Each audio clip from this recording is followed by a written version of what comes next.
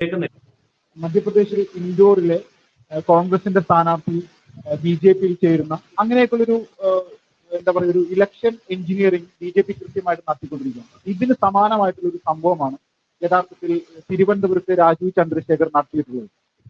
അദ്ദേഹം നിസ്സാര ദിവസങ്ങൾ കൊണ്ട് തിരുവനന്തപുരത്തെ ജനങ്ങളിടയിൽ BJP വിജയിക്കുമെന്നുള്ളൊരു അവസ്ഥ ഉണ്ടാക്കിയിട്ടുണ്ട്. യഥാർത്ഥത്തിൽ ഇത് തിരുവനന്തപുരത്തെ രാജീവ് ചന്ദ്രശേഖർ എന്ന് പറയുന്ന വ്യക്തിയുടെ വിജയത്തിലേക്ക് എത്തിക്കുന്നു. തീർച്ചയായിട്ടും രാജീവ് ചന്ദ്രശേഖർ ആ ഒരു സ്ട്രാറ്റജിക്കൽ മൂവ്മെന്റ് നടത്തിയിട്ടുണ്ട് തിരുവനന്തപുരത്ത്.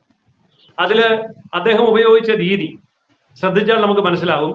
ശശി തരൂർ ഒരു വലിയ അത്ഭുതമായി കോൺഗ്രസ് കൊണ്ടുവന്ന് അവതരിപ്പിക്കുമ്പോൾ ആ ശശി തരൂരിനേക്കാൾ വലിയ അത്ഭുതമായി സ്വയം അവതരിക്കാൻ താൻ കടന്നു ചെന്ന മേഖലകളിൽ ഒരിടത്തും പരാജയപ്പെടാത്ത, എല്ലാ മേഖലകളിലും വിജയം മാത്രം ആവർത്തിച്ച ജീവചരിത്രമുള്ള രാജീവ് ചന്ദ്രശേഖറിന് തിരുവനന്തപുരത്ത് അത് സാധിച്ചിട്ടുണ്ട്.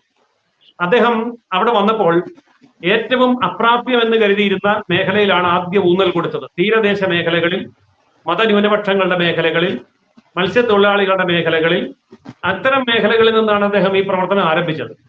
രണ്ടാമത് അദ്ദേഹം കടന്നു ചെന്നത് ടെക്നോക്രാറ്റുകളുടെ ഇടയിലേക്കാണ്. തിരുവനന്തപുരത്തിന്റെ വരാൻ പോകുന്ന തലമുറയിലെ ചെറുപ്പക്കാരുടെ വോട്ടിലേക്കാണ് മൂന്നാമതായിട്ട് അദ്ദേഹം ശ്രദ്ധ തിരിച്ചത്. അപ്പോൾ അപ്രാപ്യമെന്ന് എല്ലാവരും എഴുതിത്തള്ളിയിരുന്ന BJP-ക്ക് കടന്നു ചെല്ലാൻ കഴിയില്ല എന്ന് കരുതിയ സ്ഥലത്തേക്കാണ് BJP മെഷീനറിയും പ്രവർത്തകരും ഇല്ലാതെ ഒറ്റയ്ക്ക് അദ്ദേഹം വലിയ ഒരു പടയോട്ടം നടത്തിയത്. അവിടെ അദ്ദേഹത്തിന് ആ മൂന്ന് ജനവിഭാഗങ്ങളുടെയും പിന്തുണ നേടാൻ സാധിച്ചു. ഈ പിന്തുണ എന്ന് പറയുന്നത് അപ്രതീക്ഷിതമായ വോട്ട് സ്വിങ് BJP-ക്ക് അനുകൂലമായിട്ട് ഉണ്ടാക്കും. അതായത് BJP-യുടെ പരമ്പരാഗത വോട്ട് ബാങ്കുകൾ അവിടെ നിൽക്കട്ടെ, അതവിടെ ഉണ്ട്. ആ പരമ്പരാഗത വോട്ട് ബാങ്കുകൾക്ക് പുറകിൽ അതിന്റെ പിന്നാലെ തീരദേശ വോട്ട്, ടെക്നോക്രാറ്റുകളുടെ വോട്ട്, പുതിയ തലമുറയുടെ വോട്ട്, അതായത് ചെറുപ്പക്കാരുടെ വോട്ട്, ഈ മൂന്നും സമാഹരിക്കാൻ അദ്ദേഹം നടത്തിയത് അതീവ വിദഗ്ധമായ ഒരു മാനേജ്മെന്റ് തന്ത്രമാണ്. അപ്പൊ അദ്ദേഹം ഒരു മാനേജ്മെന്റ് വിദഗ്ധനാണ്. ആ തന്ത്രം അദ്ദേഹം രാഷ്ട്രീയത്തിലും വളരെ സമർത്ഥമായിട്ട് ഉപയോഗിച്ചു. എന്നാൽ അദ്ദേഹത്തിന്റെ ഈ തന്ത്രങ്ങളെ കടത്തിവെട്ടാനുള്ള കഴിവൊന്നും ശശി തരൂരിന് പുറത്തെടുക്കാൻ കഴിഞ്ഞില്ല എന്ന് മാത്രമല്ല, പാളയത്തിൽ പട തുടങ്ങുകയും ചെയ്തു. കോൺഗ്രസിന്റെ ദേശീയ താല്പര്യ വിരുദ്ധമായി അധ്യക്ഷ സ്ഥാനത്തേക്ക് മത്സരിക്കുകയും പാർട്ടിയെ തന്നെ ഞെട്ടിക്കുകയും ചെയ്ത ഒരാളെ വച്ചുവാഴിക്കാൻ കഴിയില്ല എന്നുള്ള തീരുമാനത്തോടുകൂടി വലിയ നിര്യാതന ബുദ്ധിയോടുകൂടിയാണ് കോൺഗ്രസ് പാർട്ടിയും പ്രവർത്തകരും നേതാക്കളും അദ്ദേഹത്തെ വളഞ്ഞിട്ട് ആക്രമിച്ചത്. അതുകൊണ്ട് ശശി തരൂരിന്റെ പരാജയം കോൺഗ്രസ് തന്നെ ഉറപ്പാക്കുന്ന ഒരു സാഹചര്യം കൂടി നിലനിൽക്കുമ്പോൾ അകത്തുനിന്നും പുറത്തുനിന്നും ആക്രമിക്കപ്പെട്ട ശശി തരൂർ പരാജയപ്പെടുന്നതാണ് സാധ്യത. ഇതേ ഒരു അവസ്ഥ തന്നെയായിരുന്നു യഥാർത്ഥത്തിൽ പത്തനംതിട്ടയിൽ അപ്രതീക്ഷിതമായിട്ടുള്ളൊരു സ്ഥാനാർത്ഥിയായിരുന്നു നമ്മുടെ അനിൽ ആന്റണി. നിലവിലവിടെ പത്തനംതിട്ടയിൽ നമ്മുടെ മുന്നത്തെ തന്നെ അല്ലെങ്കിൽ അവിടെ ഒരുപാട് വർഷങ്ങളോളം പ്രവർത്തന പരിചയമുള്ള PC ജോർജ് സ്ഥാനാർത്ഥിയാകുമെന്നുള്ളൊരു വാർത്തയായിരുന്നു വന്നത്. പക്ഷെ അതിനെല്ലാം കവർ ചെയ്തുകൊണ്ട് അനിൽ ആന്റണി അവിടെ BJP സ്ഥാനാർത്ഥിയാവുകയാണ്. എന്താണ് അനിൽ ആന്റണി അവിടെ ഉണ്ടാക്കിയ ചലനങ്ങൾ അതൊരു വിജയത്തിലേക്ക് എത്തിക്കാൻ യഥാർത്ഥത്തിൽ സാധിക്കുന്നു? PC ജോർജ് തന്നെ ഇതിന് മറുപടി പറഞ്ഞിട്ടുണ്ട്. PC ജോർജിന്റെ പാർട്ടി BJP-യിൽ ലയിച്ച് ഏതാനും ദിവസങ്ങൾ മാത്രമാകുമ്പോഴേക്കും പാർലമെന്റ് ഇലക്ഷൻ വരുന്നു. അപ്പോൾ PC ജോർജോ അദ്ദേഹത്തിന്റെ പാർട്ടിയോ യാതൊരു ഉപാധികളും വെച്ചിട്ടില്ല. പത്തനംതിട്ട സീറ്റ് വേണമെന്ന് പറഞ്ഞിട്ടില്ല. PC ജോർജിന് പത്തനംതിട്ട സീറ്റ് കൊടുക്കണമെന്ന് ആവശ്യപ്പെടുകയും അത് കിട്ടുന്നത് നല്ലതായിരിക്കും എന്ന് പറയുകയും ചെയ്ത് ഇവിടുത്തെ തൽപര കക്ഷികളായ ചില മീഡിയ മാത്രമാണ്. ആവർത്തിച്ച് PC ജോർജ് പറഞ്ഞു, ഞാൻ അങ്ങനെ പറഞ്ഞിട്ടില്ല, എനിക്ക് ആഗ്രഹമില്ല എന്നൊക്കെ. കാരണം ദേശീയ രാഷ്ട്രീയത്തിൽ തിളങ്ങുന്നതിനേക്കാൾ ഏറെ വലിയ തോതിൽ സംസ്ഥാന രാഷ്ട്രീയത്തിൽ തിളങ്ങാൻ കഴിയുന്ന നേതാവാണ് PC ജോർജ് എന്നുള്ളത് അദ്ദേഹത്തിന് നന്നായിട്ട് അറിയാം. PC ജോർജും അദ്ദേഹത്തിന്റെ മകൻ ഷോൺ ജോർജും ലക്ഷ്യം വെക്കുന്നത് സംസ്ഥാന രാഷ്ട്രീയത്തിലെ വളരെ നിർണായകമായ ഒരു മുന്നേറ്റം തന്നെയാണ്.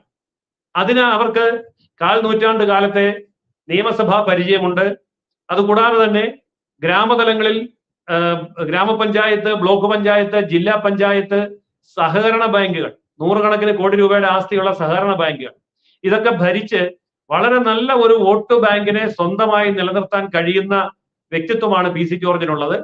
അപ്പോൾ PC ജോർജ് ദേശീയ രാഷ്ട്രീയം ലക്ഷ്യം വെക്കാത്തത് സ്ഥിതിക്കും അദ്ദേഹം അനിൽ ആന്റണിയുടെ വിജയത്തിന് വേണ്ടി ഇറങ്ങി പ്രവർത്തിച്ച സ്ഥിതിക്കും തീർച്ചയായിട്ടും നമുക്ക് മനസ്സിലാക്കാൻ കഴിയുന്ന ഒരു കാര്യം, പി സി ജോർജിന്റെ പിന്തുണയോടുകൂടി അനിൽ ആന്റണി അവിടെ വിജയിക്കും എന്ന് തന്നെയാണ്.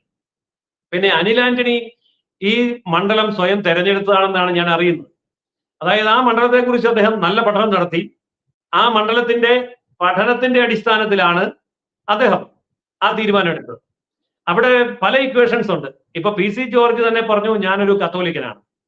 കത്തോലിക്കനായ പി സി ജോർജിന് പൂഞ്ഞാർ, കാഞ്ഞിരപ്പള്ളി മണ്ഡലങ്ങളിലാണ് സ്വാധീനം കൂടുതൽ ചെലുത്താൻ കഴിയുക. ബാക്കി 5 മണ്ഡലങ്ങൾ കത്തോലിക്ക സഭ അല്ലാത്ത മറ്റ് സഭകൾ കാര്യമായ സ്വാധീനം ചെലുത്തുന്ന മണ്ഡലങ്ങളാണ്. അപ്പോൾ ആ മണ്ഡലങ്ങളിലും ഈ പറഞ്ഞ രീതിയിൽ സ്വാധീനം ചെലുത്താൻ കഴിയുന്ന ഒരു വ്യക്തിയാണ് അനിൽ ആന്റണി. കാരണം അനിൽ ആന്റണിക്ക് 2 പ്ലസ് പോയിന്റാ ഉള്ളത്. ഒന്ന്, എ കെ ആന്റണിയുടെ മകൻ എന്നുള്ള നിലയിൽ കോൺഗ്രസ് പാരമ്പര്യത്തിൽ കോൺഗ്രസിന് രക്ഷയില്ല, ഇനി ആ കോൺഗ്രസിന്റെ സ്ഥാനം ബി ജെ പിക്കാണെന്ന് മനസ്സിലാക്കിയ ക്രൈസ്തവരും മുൻ കോൺഗ്രസ്സുകാരും ഇപ്പോഴത്തെ കോൺഗ്രസ്സുകാരും തീർച്ചയായിട്ടും അനിൽ ആന്റണിക്ക് അനുകൂലമായിട്ട് നിൽക്കും.